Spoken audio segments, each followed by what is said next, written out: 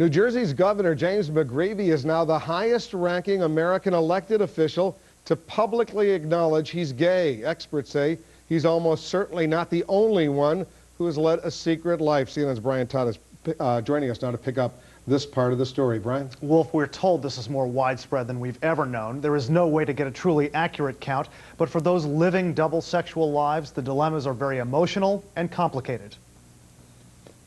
Good afternoon.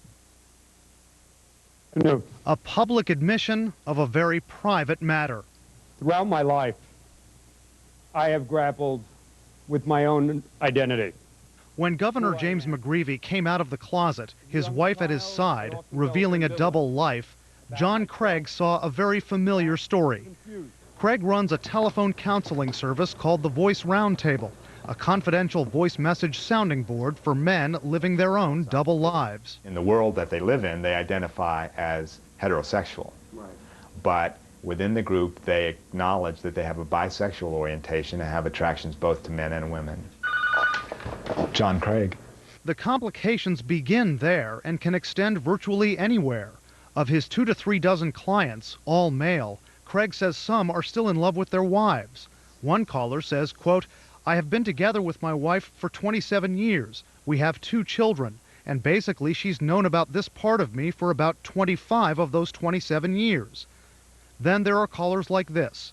My wife does not know. I think it would threaten her. Other people do know in my life, and it feels good to have that support." For others, perhaps an even more delicate dilemma. And those who have not revealed this to their children will get a lot of insights from hearing the stories of other men who have revealed this to their children. The common thread is that, at least when they start out in Craig's groups, everyone is hiding their orientation from someone and needs to sound it out.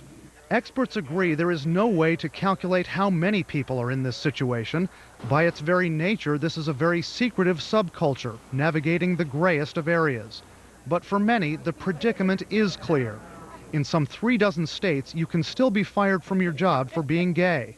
Craig, himself bisexual, says some of his clients have a lot to lose professionally. Many of these men are quite leadership-oriented in their communities. They wanted to be at the head of their church, at the head of their business, at the head of their civic organizations. And so they have hidden these feelings. Craig says he doesn't so much offer advice to clients, but rather gives comparisons, a chance to think and reach their own decisions.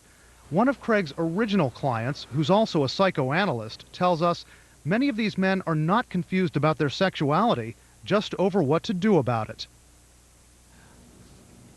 What about women in the same predicament? John Craig says he is just starting to offer counseling to gay and bisexual women who are living those double lives, and says there are many more of them out there than we would believe. Wolf. I'm sure there are. Thanks very much, Brian Todd, for that report.